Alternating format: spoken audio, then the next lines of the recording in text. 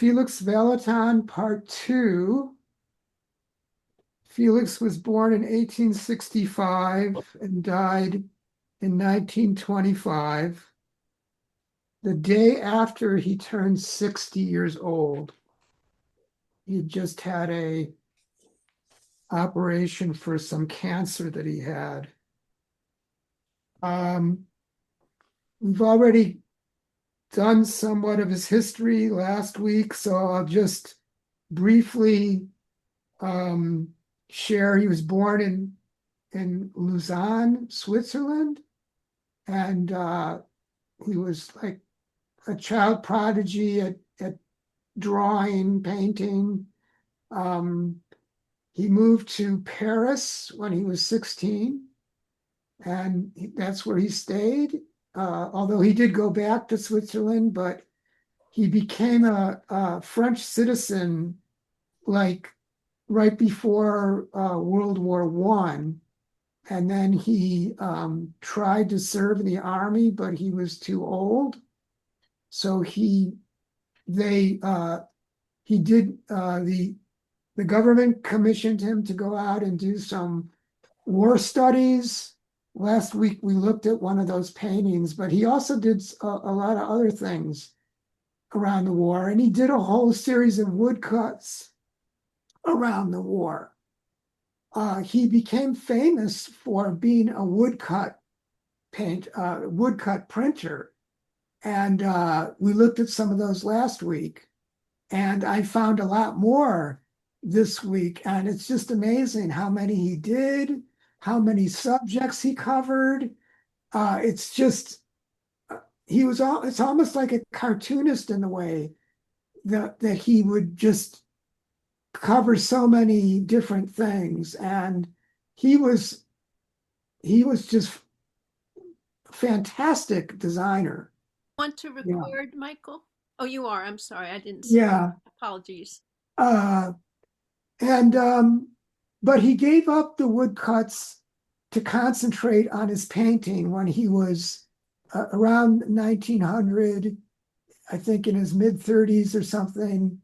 And he got married to the daughter of this famous big gallery in Paris, Alexandra Bernheim's daughter, Gabriel. And then he became into this whole new social class. And he was an anarchist when he was young. So he wrote 8 plays and 3 novels. The second novel was called A Murderous Life, and that was published 20 years after his death in 1927. And it gained some popularity. I read at least one review of it, and it was really crazy. Like, what it's about is it's kind of like a memoir. And it starts out with this kid who, like, this is the first instance where they lived above this guy who's an engraver, and the kid was 10 years old, and he went down to see his friend, the engraver, and he decided he was going to surprise him. So he went in his studio and he crept up to him and he screamed something. He screamed something in his ear. I don't remember what. And the guy was so like surprised.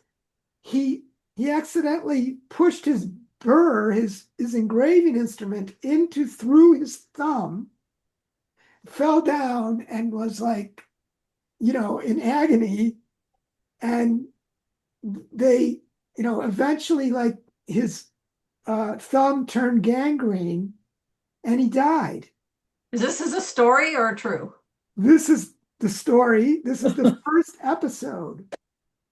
He ended up killing tons of people by these weird incidents where things happened that there's another one where he was hiking with his friend, and they were on this like dangerous path, like right at the precipice, and and his friend in front of him saw I don't know if he's in front or behind, but he saw the shadow of this character, and it so startled him he fell.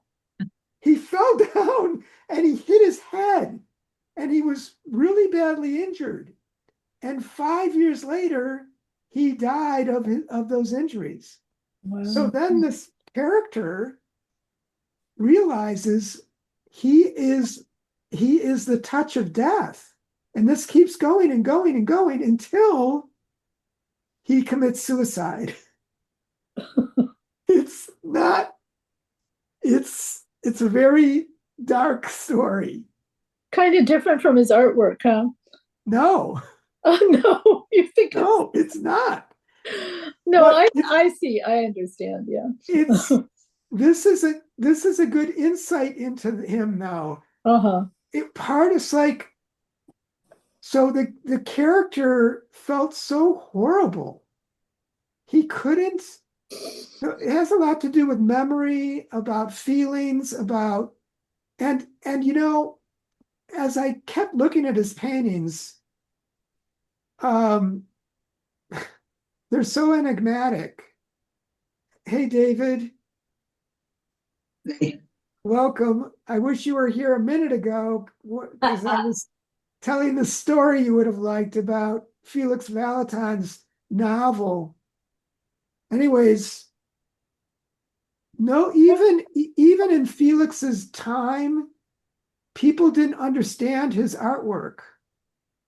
It's not easy. And I think he liked that. He wanted you to be able to bring whatever you had to it. So we're going to go back and look at his work. This ambiguity of the image, I think, was important for him. So there's so much to look at. I couldn't stop myself. So let's go dive in. Can you see him? Yeah. Okay. Here's a self-portrait from 1897. So he was 32.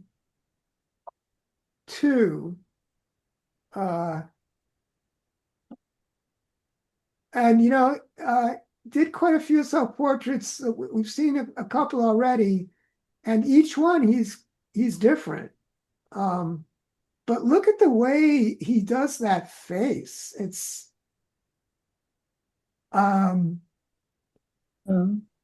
It's so sensitively done. He was a very inner, it said he was extremely withdrawn, excessively timid and extremely withdrawn as a child. But okay, and now, so here is one of the prints that he illustrated his book, The Murderous Life. And this depicts this woman an elderly woman who he, I think, was having an affair with the character in the book. And she somehow got, stampeded by this horse and buggy, and she died. So looking at, like, notice how this guy's hat is down over his face, and there's this feeling of inevitability, and there's people who are trying to, stop it. Other bystanders. So this is all part of the craziness of tragedy, accidents, who's making it, who's doing it, what's happening. And this is just another of his woodblock prints that I just thought was so beautiful. I had to throw it in. Um, Oh, yeah. this just gorgeous line that is flowing down to the cat and the tail, and then all the patterns. Um,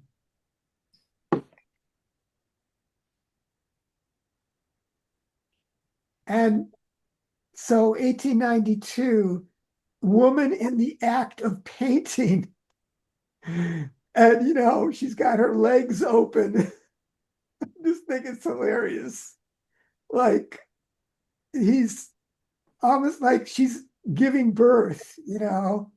And look at the look on her in her face. Pretty androgynous looking face. That's true too.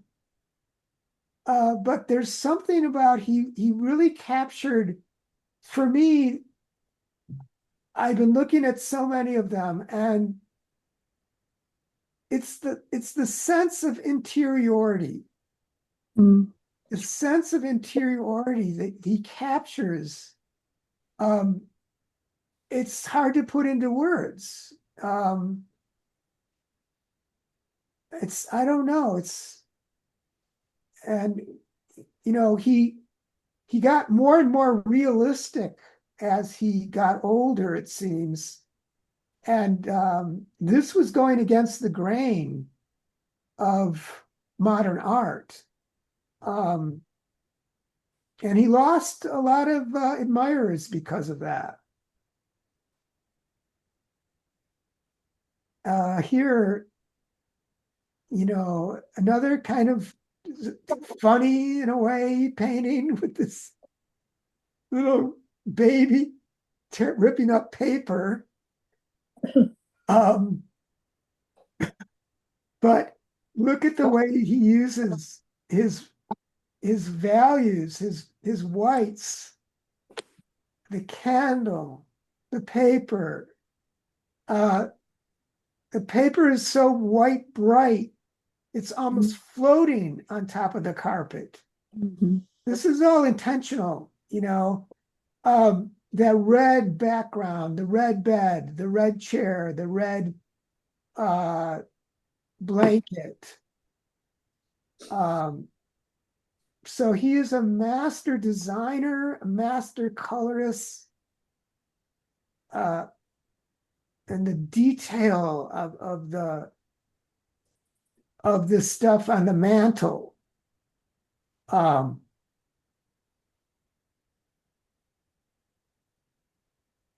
Just amazing, just amazing. Of course, he did everything. He did landscape, still lifes, figure, and this is probably my favorite landscape. Um, he's got this valley in the center of the mountain side, which is in silhouette. Oh. And it's also in the center of the painting. And there, to me, the motion of the clouds moving over the valley. It's such a beautiful poetic statement of color and form. And the valley is the feminine. It is the archetype of the feminine in Taoism in so many ways. So that he puts it right there in the center. And this little guy over here, he's always playing with us. It's very rhythmic. I mean, to me, it's just so rhythmic. Yes. Yes. Look at the flowers, have their own rhythm, right? And the brush strokes in the trees.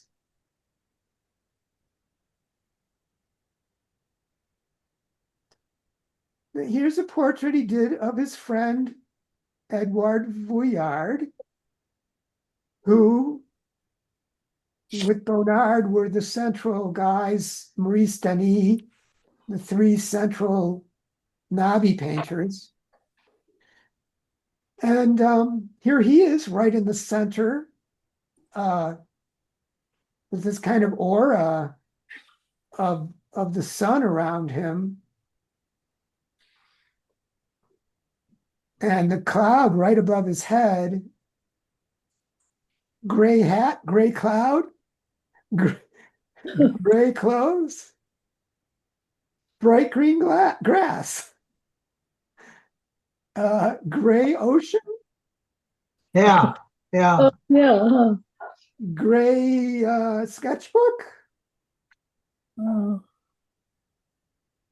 And here's the rhythm of the fence.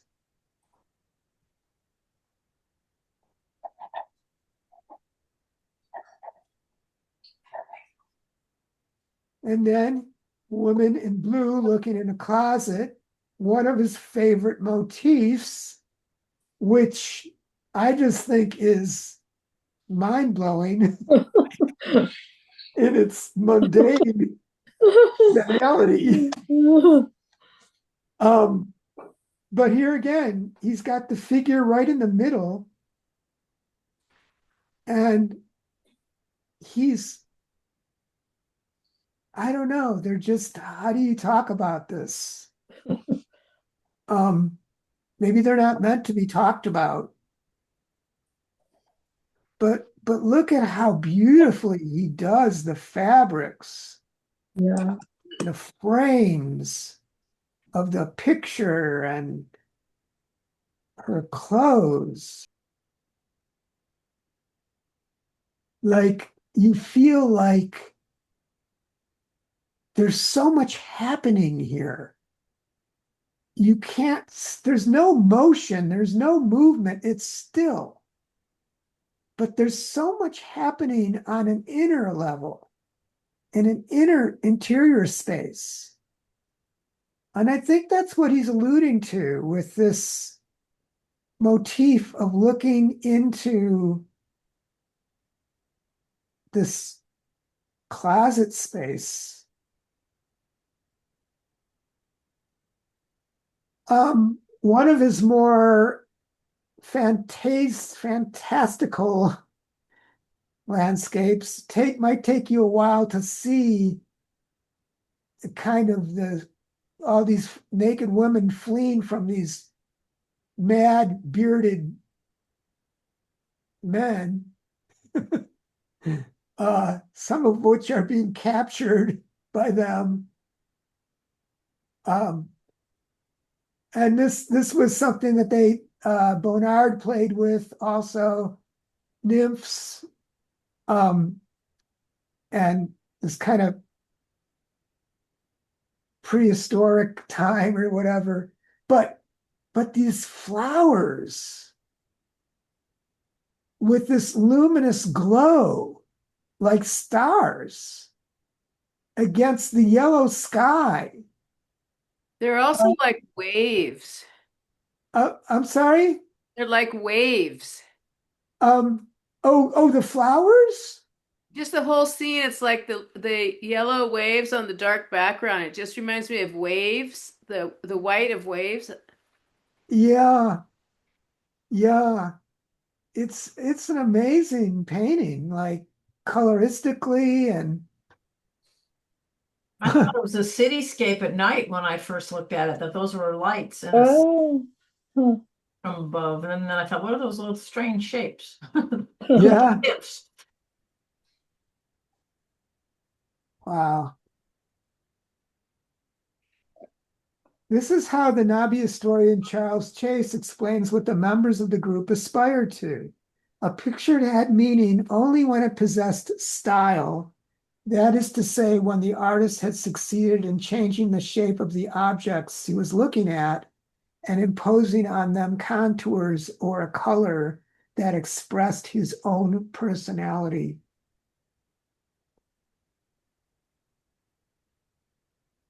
Okay, again, looking through the doors, through doors this time into the deepest interior space. That's kind of an interesting metaphor uh, of the deep interior space that I think he's always pointing to.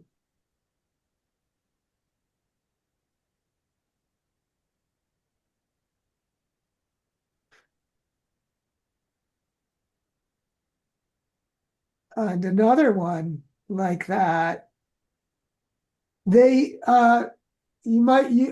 you probably remember Bonnard was also called to something similar motif, um, looking through the doors at his muse. Voyard did it.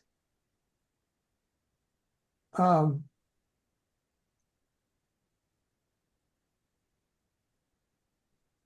yeah, again, the interior space of the mind, of the heart, reading.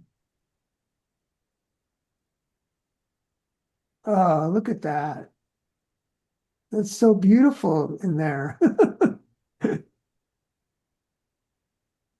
She's by herself. She's solitary. She's totally within this chamber. Oh, look at those curtains. I never really went in close on this.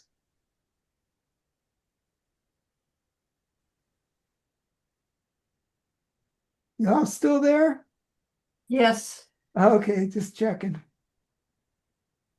Portrait of his wife, Gabriel.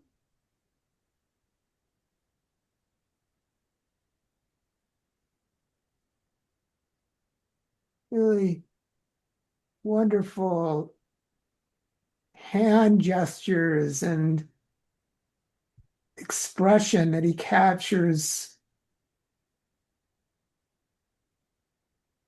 Wow. I was just reading last night that that's the hairstyle of the time. Oh yeah. Madame Matisse always Oh is yeah, thrilled with her hair like that's it.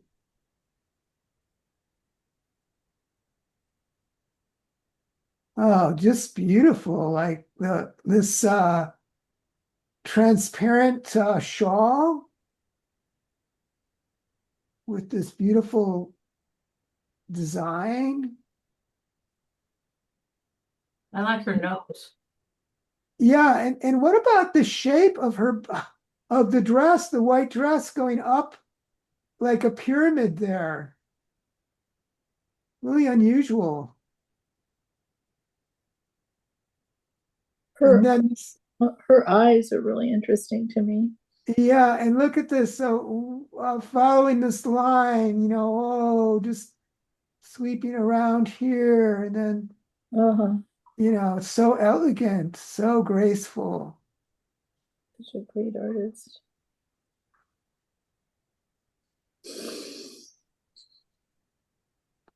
And here, the gigantic woman in the water. Uh-huh.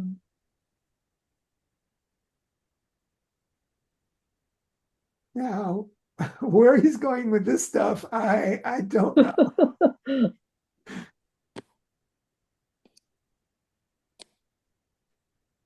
And then we have these. Some of you will remember um, of the women dressing or doing their face or their hair, and these were really the ones that it clicked in for me. So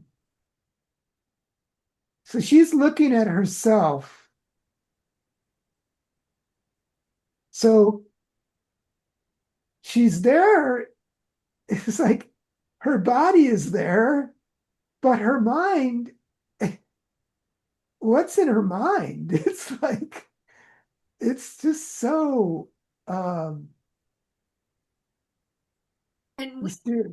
we can't see what she sees. You know what I mean? Both because of her, like you're saying, her mind, and then also, unlike many art scenes, we don't see the reflection in the mirror, so we don't see what she's seeing, Yes. let alone how she's seeing it. You know, it's just kind of striking. Yes. What makes you think it's a mirror? Oh, that, you know Yeah, what? That's a great comment. yeah. I think it's a mirror. I mean, that's a suitcase. I, I I, think it's a special kind of mirror. I, I think it's a mirror, but it doesn't have to be a mirror. And it's not a suitcase because there's legs to it. Yeah, Oh, that could be. It flies. I think it's a mirror because of the look Not on a her suitcase. face. It looks like she's looking at herself. Well, that's true. If it's got the legs, it's probably her dressing table. Yeah. Well, let's look at this one. So, what's going on here? Like she's a million miles away from her fingernails, right? She's doing her nails, but she's Zoom in, not. Michael, can you zoom in on that? I'm not sure that's what that is. Oh, she's looking in a mirror. Yeah, it's a hand mirror. That's what I Oh thought. my God. Yeah. Good observation. He's not painting someone doing their nails. I thought that's what it was, but you're right. No. But the weird thing is that angle, she's looking over there. She's not looking at that mirror. She could be. No, she would be looking that. I think she's distracted from the mirror. She's in her daydream. That's the way I see it. And what about these little people in the painting here?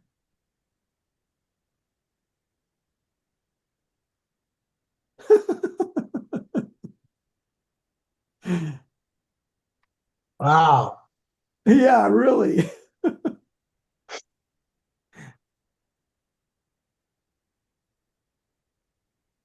And the green vase, oh my God. I think part of this is just a disconnect for us modern people looking at Somebody from 120 years ago who is obviously not catching up on their phone every 5 seconds and is not preoccupied with what they're doing in the moment and the real world. So they have kind of the luxury of dreaming, Mm. The luxury of what? of dreaming.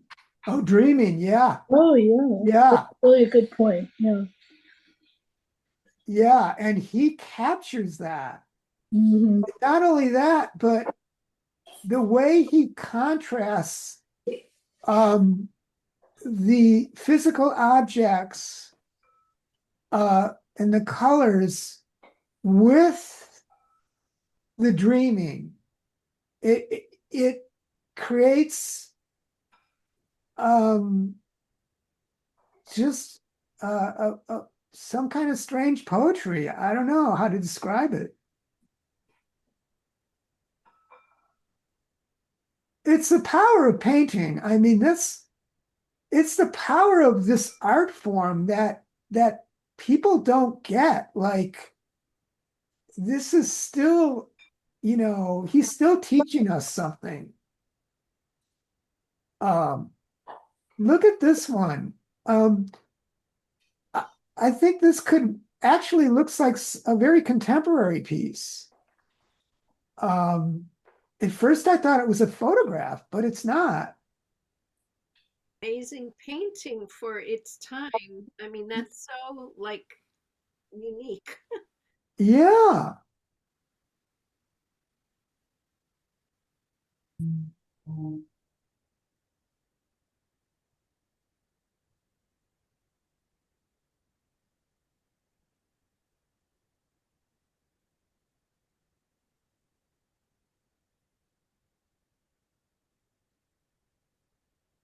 Okay, now we saw this one last time, but I moved it over here too because some of the other sunsets I'm showing. And we were speculating on what this thing was, and anyways, It looks like a beach with the inner, how there's those different areas of water, uh, a yes. or something, but it also looks like a Japanese print. Yeah, well, they were very influenced by Japanese prints, of course. Um, yeah, it's a gorgeous painting. And then, so look at this one where he doesn't even have the sun. It's just the reflection of the sun in the water. Wow. Um, That's kind of brave. It's kind so of, it's brave, it's so unconventional, you know? yeah. But I somehow showing these together made more sense because like he's cutting it off right there or something Yeah. Uh-huh. in this one. Yeah, but this one, it's so bold. It's so Yeah. capturing that wonderful shape of the reflection, which is again like, kind of like a vaginal shape, if you will. um, yeah, and the colors just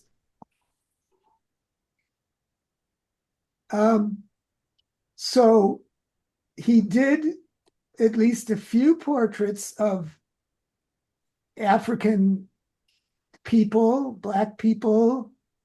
It's funny how the way this is titled, there's not she doesn't have a name, right? She's black woman Right. facing Huh. forward, That's true. Yeah. which is kind of interesting. Wow. And it's weird the way he did her nose, I would say. And I'm wondering if those are tattoos. You see that? No, I Right don't see there it. on her cheek? Those 3 lines? It's kind of odd. Maybe scars. Anyways, so now we have the white and the black, which was one of his most well-known paintings. It was a very large painting. Apparently, I don't have the dimensions. And of course, it was in dialogue with this painting Oh, yeah. that we've looked at. And this painting was in dialogue with this painting. Sleeping Venus by Giorgione, whose name I didn't get in there because I just found this morning. And we looked at Titian's reclining nude. When we looked at Manet, we didn't look at this painting though. This has got the exact same pose as the Titian. It was done before Titian, and it was supposed to be a kind of a breakthrough in the way that the Venus was shown. For the first time, she was shown in front of a landscape. And it's a gorgeous painting, as you can see. And I've got this quote. Of course, it was a scandal to depict a lady of the demi-monde in such a large painting. This is talking about the Vallotton, and in a pose that goes back to a long venerable tradition. Manet and Vallotton with him referred to famous paintings by Giorgione and Titian, whose nudes depicted noble goddesses. Just as ancient sculptures were often unclothed, nudity was permitted only in the depiction of women detached from the real world. Accordingly, there is never any pubic hair in these paintings, unlike in Vallotton's work. So I thought it was interesting that nudity was permitted only in the depiction of women detached from the real world, or goddesses, right? So here she is, Venus, and all that represents. And then here she is a real woman. In fact, she's a prostitute, which at the time was totally blasphemous. This painting was historically probably the most, caused the most outrage in art circles.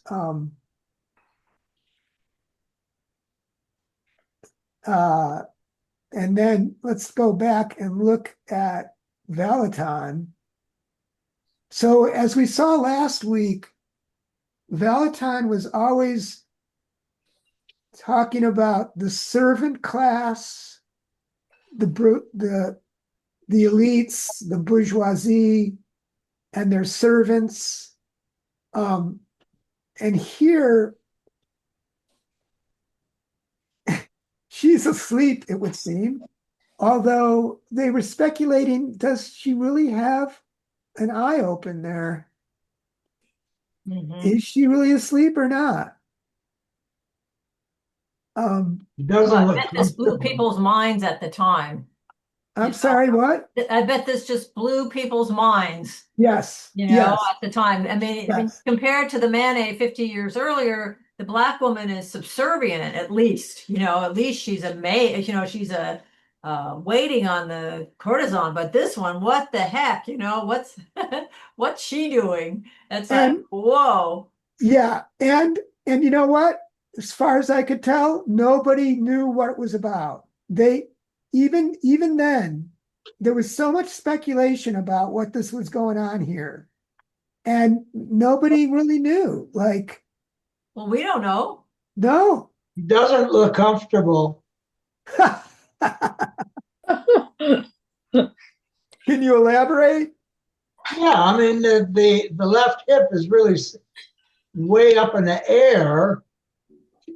It's kind of an almost unnatural way to lie down. Mm, All her weight is on her right buttock, and notice the difference in color between the two. yes. Yeah, she's holding it up. She's holding that up with muscles. I don't really see it that way, but that's interesting. Let's just run back here. Yeah, that's a different pose. That one's a little more similar, but you're right. You're right. That looks more relaxed. I think that's a good point. I think he's trying to create a lot of tension here. Yes. Like, whoa, and the cigarette and the shoulders going forward and the whole thing. I mean, that. Orange What's hat. even happening? What's their relationship? Who's this Black woman with a cigarette sitting on the edge of her bed? I can just imagine people just like flipping out over this. I love it. She's got the orange hat, the orange earring, and the orange necklace. She's like grounded and not impressed or not differential, Yeah, that's right. Yeah. And the cigarette, that is just. Is this posed, or would he do a drawing? And Who knows? I think I think he would have posed models for this. Yeah. Uh-huh. Probably. Yeah. I don't see how the cigarette is unnatural. I think it's just in that room with those pure walls and pure bedding and Yeah, just the nonchalance of it all, the belonging to this, to be in this space as, you've got this, I don't know, maybe they're two models having a break. Who knows?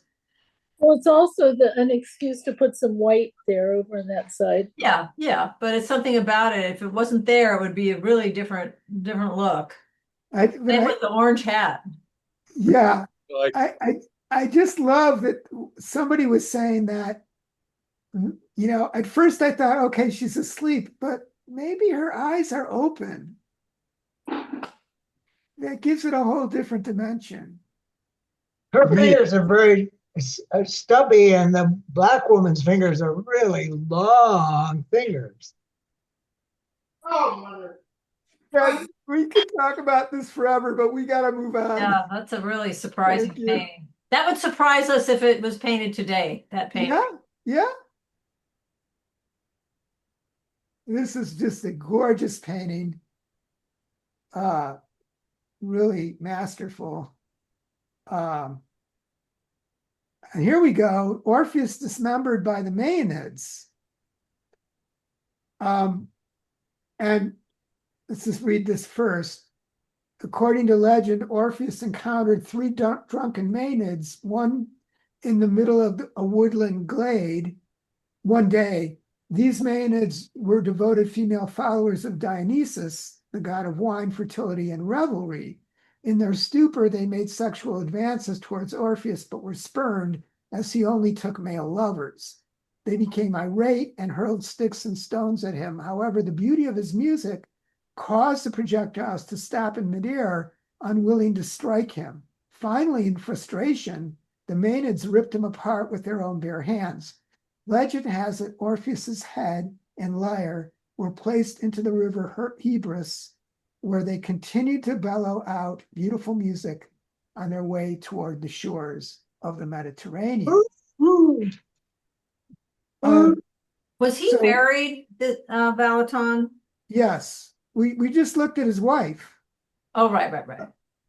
but uh, so Orpheus being one of the major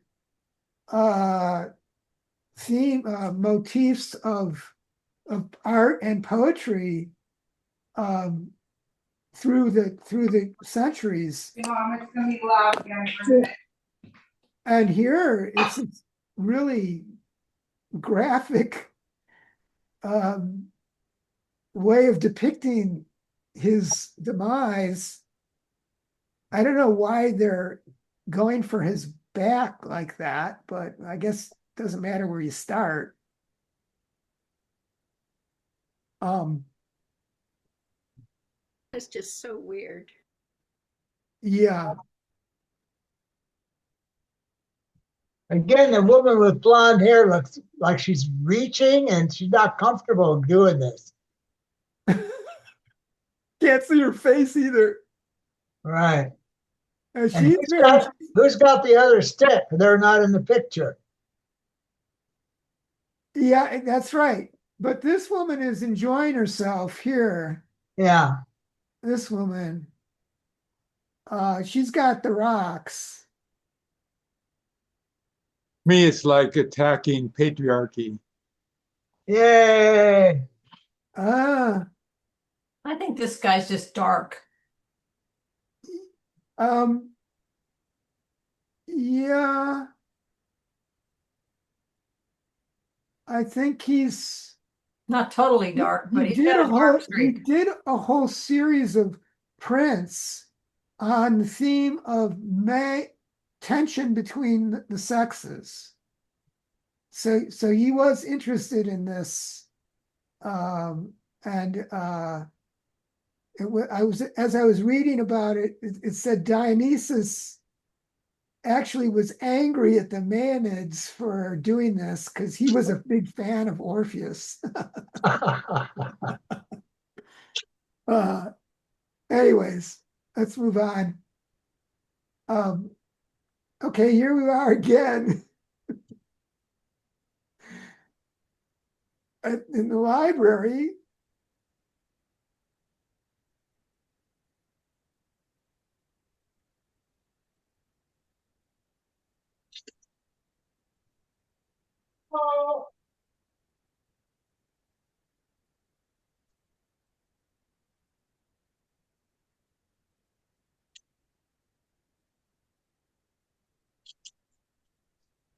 nude swimmers.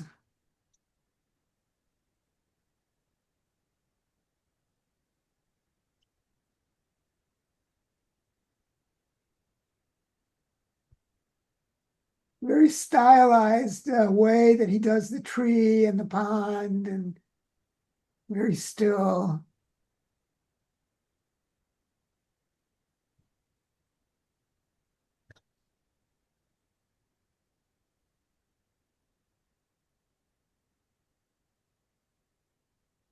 And this one's really captures that in that stillness of the forest, right? And the solitude uh of being in the woods.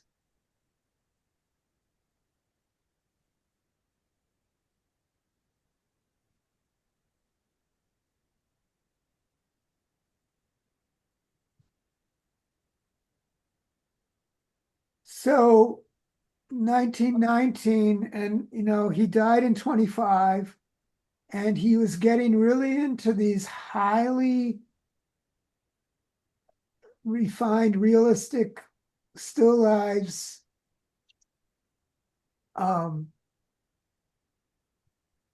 Wow, like we saw a couple last time.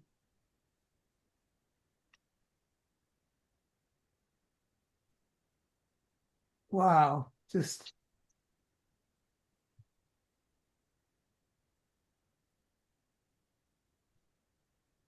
those cherries or grapes or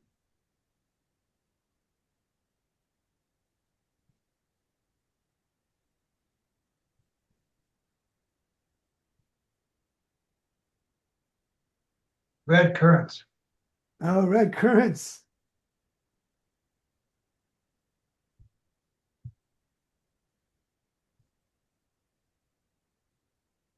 I just love this in this painting, the way he's using these different reds, and well, like this red is similar to that red. Maybe it's the same, but and then that red, and then a couple other reds.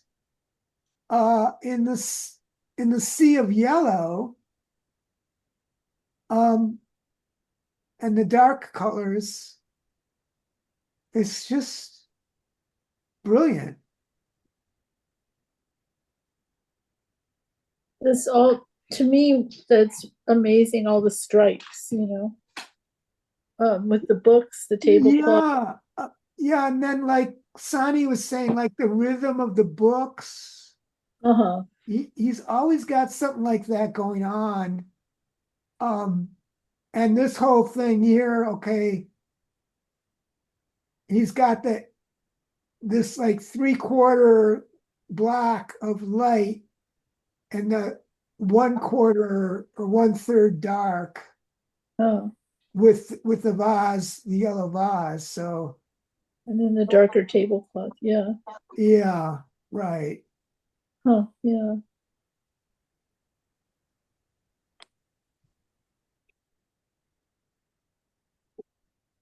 He's got this little fence way back there.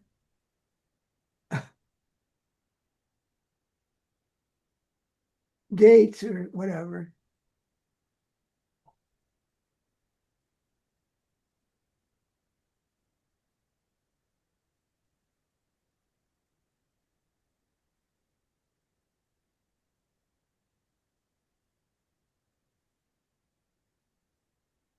Yeah, he really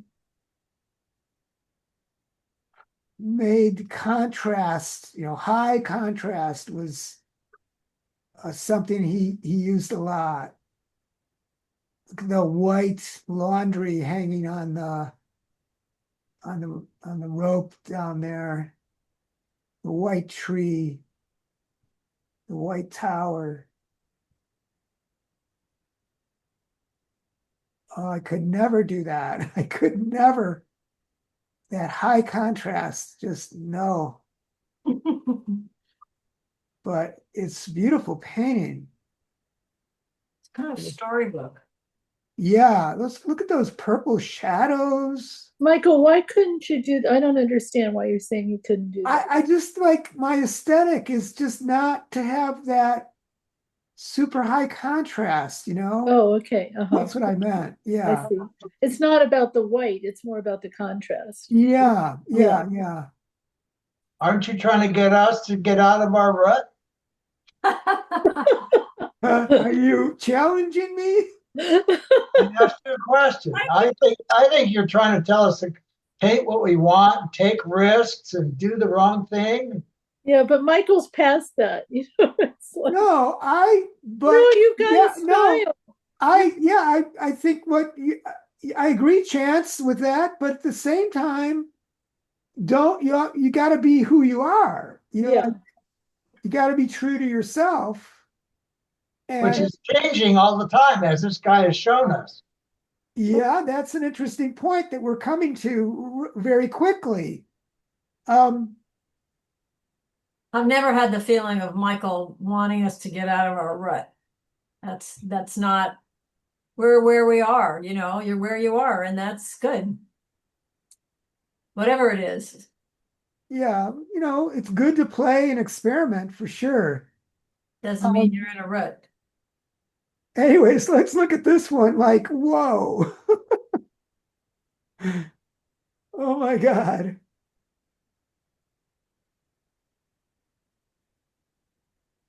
Now, I Talk wouldn't about say not she's being in a real relaxed. comfortable pose.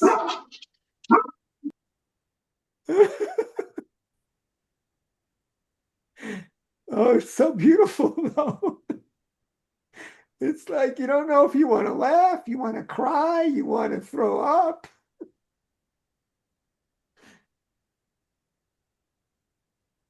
I don't have that reaction. It's just interesting. Okay. You know, you can see his history doing woodcuts. Yeah, definitely. Definitely. It's got a lot of structure, some of his marks differently. The color and the way he did these, whatever they are, the green,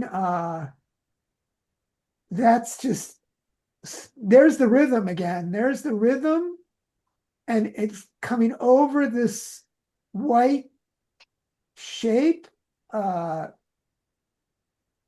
and then super white boat,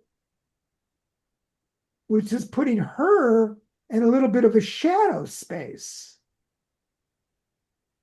What's really interesting about this painting is her body seems more like a marble statue, Yeah, like she's lying on the body, the human body. You know, the beach strikes me as like a belly. I was thinking the same thing about the belly of the beach, but she doesn't look like a statue to me. No, the color, The not color, the color of yeah, her skin reminds me more of yes, marble yes, than marble, yeah, flesh. yeah, yeah, And then the other thing is there's this red pillow or towel, and then yes, I mean, I guess the beach has some rosiness in it, but there's really not that any other red like that. except her lips Oh, her lips. Okay. and her nipple a little bit. Yeah, it's amazing his choices. Um,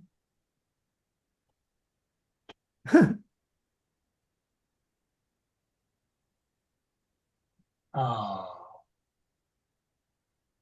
this one, I, there was some speculation about what was happening here, and I can't remember. Um, Looks like gossip. yeah, right. Great hat. Yeah. Okay, just a few more here. I just, yeah, I just thought this was a really interesting use of the different colors, shapes.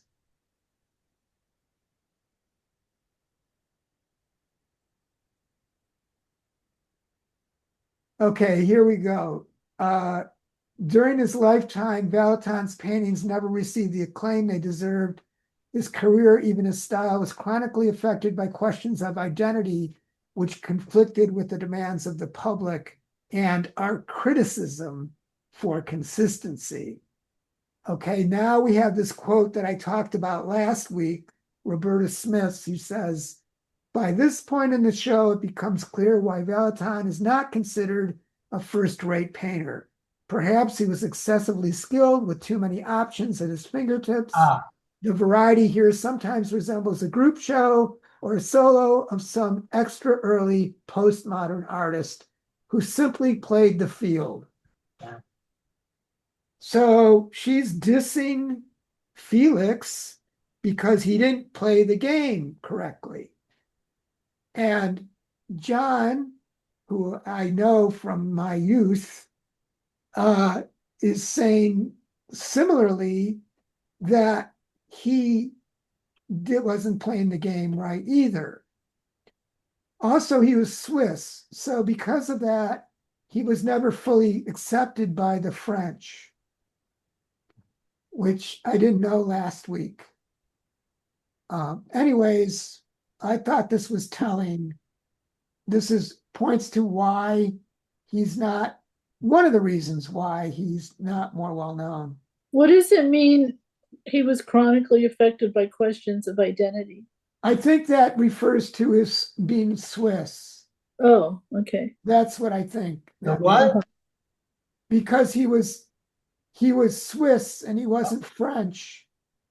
I'm not sure, but I think that's what he's saying. It could also be that because he kind of painted in all these different styles, he wasn't having the kind of cohesive body of work like you Right. Yeah. tell you, oh, you have to have a body of work before you exhibit, and it has to have a theme, or it has to have some. Yeah, that's what I was wondering. Yes, you're definitely spot on with that, because that's definitely what Roberta is saying, and I guess John's referring to that also. So guess what his paintings sell for now? Anyone want to guess? Between $2 and $4 million a piece. Yeah. Oh, by the way, But you know what? small works go, for 100,000 and Lifetime.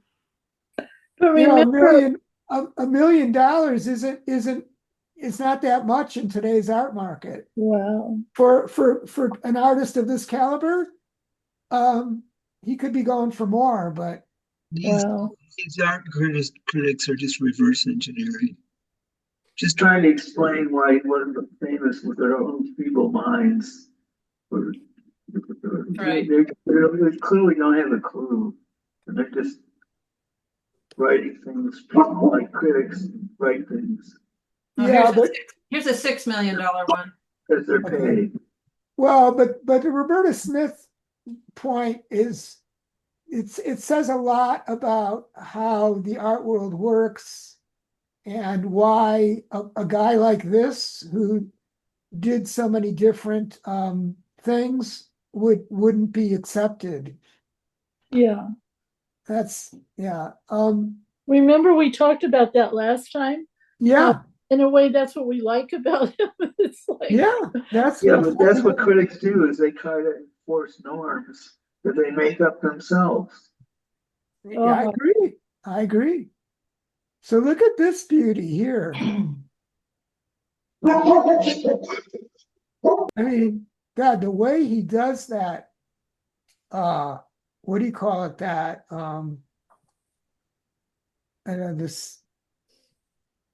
this table, and it's not a table, it's a basketry. Yeah, the basketry is just amazing. Wow.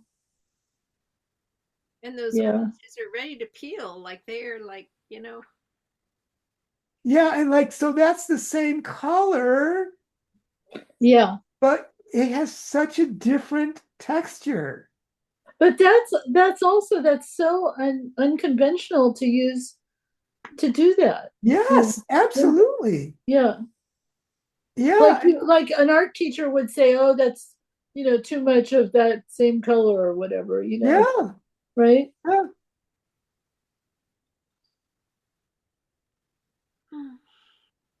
contrasted rhythms.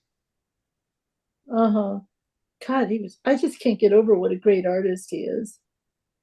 And the range. Well, but I mean, the actual, like, the people, like, just as tech skillfully, Oh besides for yeah. all the great themes, he's so skillful, Oh yeah. Yeah. you know. He An was excess of skill. Jeez. What are those? I like that comment, excessive skill. Oh, purple. Oh, I like that. Mm. Oh, those little orange peeking through that Oh, Oh mountainside. yeah, look at that. Oh my God. And look at down here. Yeah. Wow. that the light looks almost like unreal. It looks like a phantom or something. Yeah. And the river, like this river is reminding me of that nude on the beach because of the shading, you know. I don't know. It's he made everything into his own weird construct. Like Oh, That's beautiful. I remember looking at this one with you all last That's time. just what I was going to say, Michael. That's the one I remember from last time. oh yeah. Yeah. And Michael Farrar was with us. We were talking about this, I believe we were talking about this strange, the way he Shape, yeah. showed the light on the water at the Oh, way the tree trunk, right? It's like huh. when you look at this, you go, that's not right, but then you go, no, it's right. It's right. That's how you perceive the strong orange light. Huh. I don't know if that makes sense, but Wait, no, to say that again. it's like if you look at this whole painting at once, Yeah. it's right. If you go in and look at that tree where the orange is, you go, that's not right. The tree trunk should be there. Well, where is that reflection on the tree trunk coming from? It's the water. Oh, It's the water that's reflecting the light. wow. I wonder how that one was received. Yeah. Took an amazing amount of courage to make this painting because he's, yeah, it's just, wow, just amazing. And then another one, similar in a way. Oh yeah. Oh, that's beautiful. Yeah, the water. Look how he painted this water all flat and just the ripples in the dark areas.